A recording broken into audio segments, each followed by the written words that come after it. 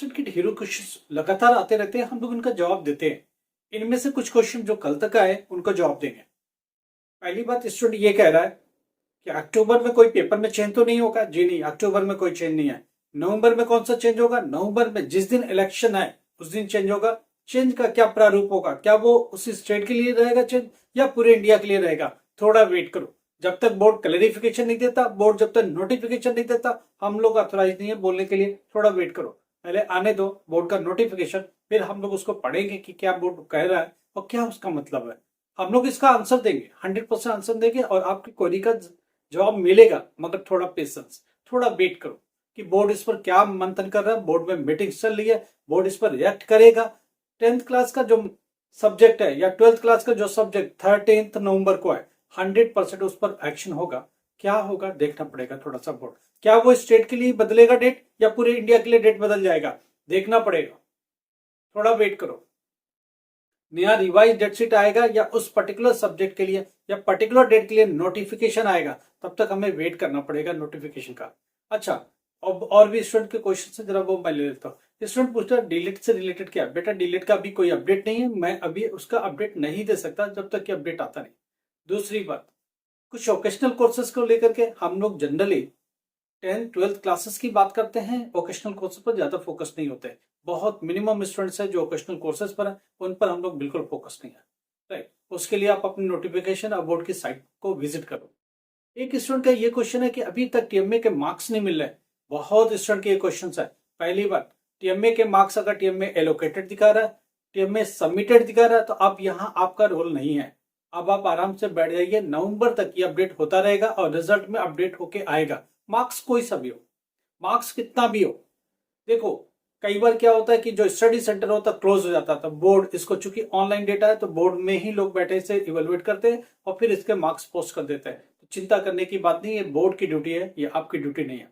अच्छा, अप्रैल के एडमिशन बहुत मैक्सिमम स्टूडेंट का फोन आ रहा है, मेरा कंफर्म नहीं हुआ, मेरा एनरोलमेंट नंबर नहीं है। परेशान होने की बिल्कुल जरूरत नहीं है। 90% प्लस स्टूडेंट की अभी कंफर्मेशन नहीं है, अभी उसका रोल नंबर जनरेट नहीं हुआ, तो आपको भी घबराने की जरूरत नहीं है, परेशान होने की जरूरत नहीं है। ये बोर्ड का काम है। आपने अपना डेटा सबमिट कर दिया, आपने अपना एडमिशन ले लिया, प्रॉपरली आपने सब कुछ कर दिया, ये इसके बाद आपका रोल रहता ही नहीं। अब यहाँ से बोर्ड का रोल चालू होता है। बोर्ड उसको कैसे ट्रीट कर रहा है, बोर्ड उसको कैसे देख रहा है, वो बोर्ड के ऊपर छोड़ दीजिए।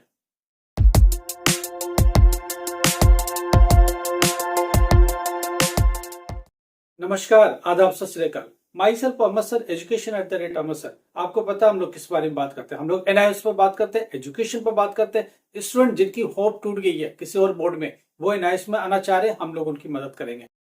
एजुकेशन बीच में छूट गया, वापस से रिस्टोर करना चाहते हैं, हम लोग उनकी मदद करेंगे।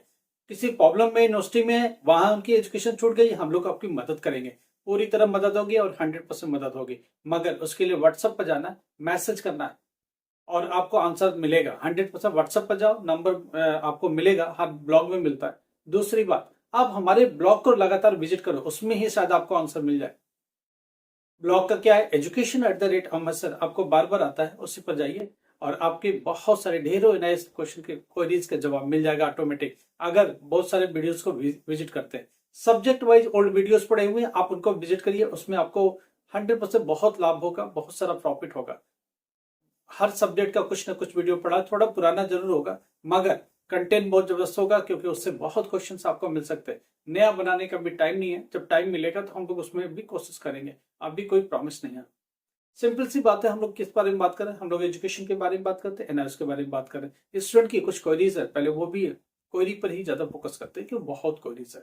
एक स्टूडेंट ये कह रहा है कि गलती से मैंने 3 सब्जेक्ट का ही फीस भरा, 2 सब्जेक्ट रह गया, मैं क्या करूं? देखिए, पहली बात, वेट मत करो। 3 सब्जेक्ट का भरा है, 3 सब्जेक्ट अक्टूबर में पेयर हो, 2 सब्जेक्ट गलती से रह गया, उसके लिए दिसंबर में फीस भरना और अप्रैल में एग्जामिनेशन में बैठ जाना। कम से कम जिसकी फीस भरी है उसको तो दे दो, नहीं तो ये भी लैप्स कर जाएगा, फिर सारी फीस एक साथ भरने पड़ेंगे और प्रेशर भी आएगा। 3 पेपर रेडी है, 3 पेपर दे दीजिए, क्योंकि जिसकी फीस भरी है उसी का हॉल टिकट आपको आया है। जो नहीं आया उसमें चिंता करने की जरूरत नहीं है, अप्रैल में अपियर हो जाना और कोई ऑप्शन भी नहीं है आपके पास।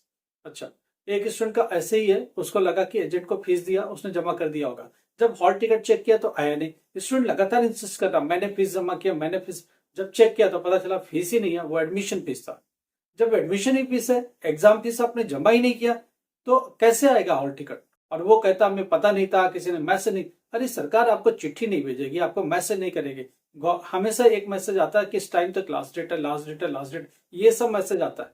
उसके अलावा कोई मैसेज नहीं। आपने उस टाइम पर क्लिक करना होता है, आप उस टाइम पर फीस जमा करनी होती है, आप घर बैठ गए, आराम से बैठ गए पैसे बचाने के लिए कुछ लोग। तो ऐसा थोड़े होता है। एक स्टूडेंट की और भी क्वेरीज है। वो स्टूडेंट ये कह रहा है कि एक बार देखिएगा, मेरा तो हॉल टिकट में कुछ और आ रहा है और एग्जाम कुछ और देना। जब मैंने देखा तो 2 सब्जेक्ट का एडमिशन ही है। हमने कहा ऐसा कैसे होगा? आप 10th क्लास में जा रहे हो, 2 सब्जेक्ट का एडमिशन लेके क्यों बैठे हो? बोलता कि मैं तो साइबर कैफे पर गया था, उससे बोला पैसे कम कर लो, उसकी वजह से उसने ये दे दिया। हमने कहा पैसे कम करने का मतलब ये थोड़े हो कि 2 सब्जेक्ट लेके घूमते रहोगे। आप जिंदगी में 10th नहीं पास हो सकते उससे। आपको फ्रेश एडमिशन के लिए जाने में ही भलाई है, क्योंकि अगर 2 सब्जेक्ट का पेपर दिया तो फिर 3 सब्जेक्ट एडिशन करना पड़ेगा, फिर उसके लिए तामझाम, उससे ज्यादा खर्चे हो जाएंगे। बेहतर ये है कि आप एक फ्रेश एडमिशन के लिए जाओ अक्टूबर 2025 के लिए। उसका डेट बचा हुआ, प्लीज जल्दी चल कर लो।